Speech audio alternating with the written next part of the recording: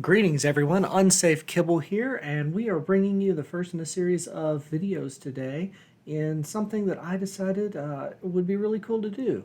Should I challenge run X? And X will be a specific game.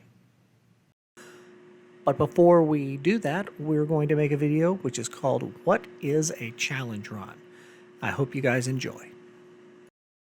The idea for this series arose out of the Champions Respite Discord server. Previously was Company of Champions. They do a variety of challenge runs and support various games. If that's something that interests you, be sure to come over and join us.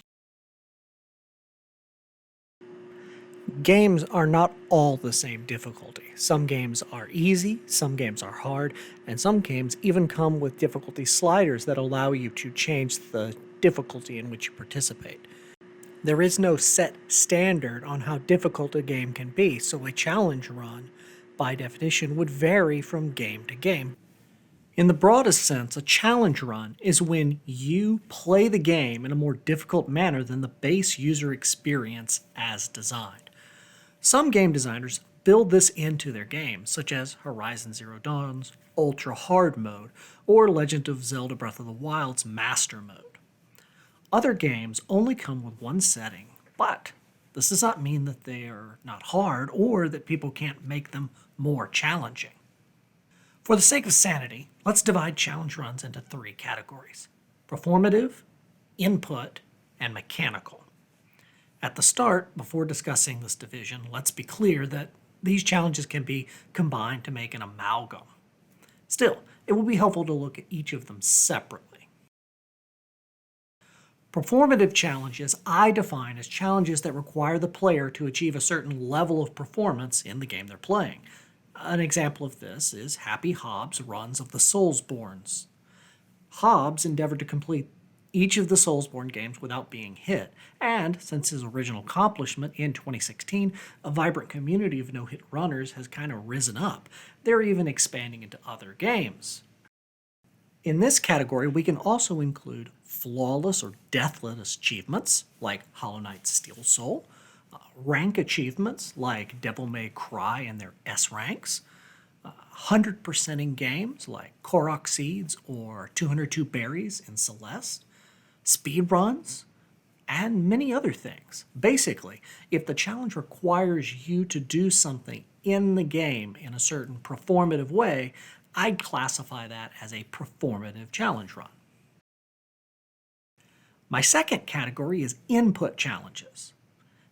Video games involve a player responding to images on a screen and using a type of controller to make changes to their character or avatar on the screen in order to make it do something. If your challenge focuses on you, the player, and not the character, that is an input challenge run to me. It is here that we find those kind of absurd challenges like beating a game with bananas or a bongo or dance pads, or maybe using an old controller that doesn't have enough buttons. But it's here you'd also find like blindfolded challenge runs.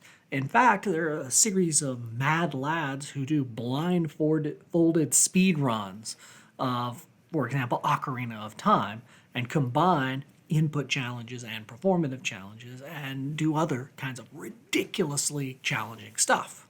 But again, input challenges focus on you, the player, and how you're receiving or giving input to the game. The third category of challenge run is mechanical challenges.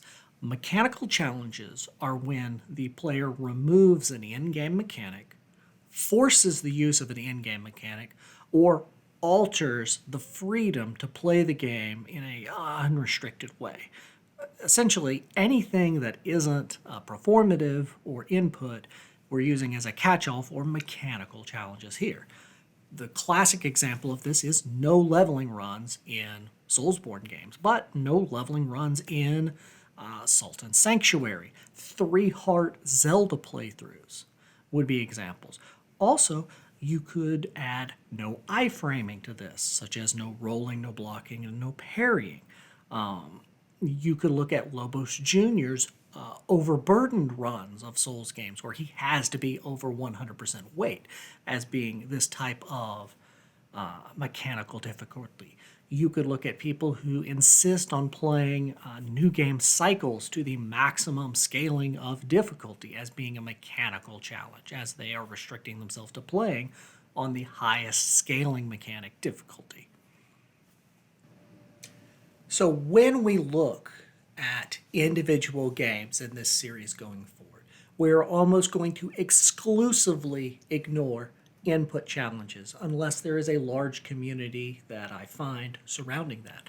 And that's because those challenges involve you, the player, and can be moved to any game. The blindfolded runs would be the same challenge of being blindfolded no matter the game you're playing.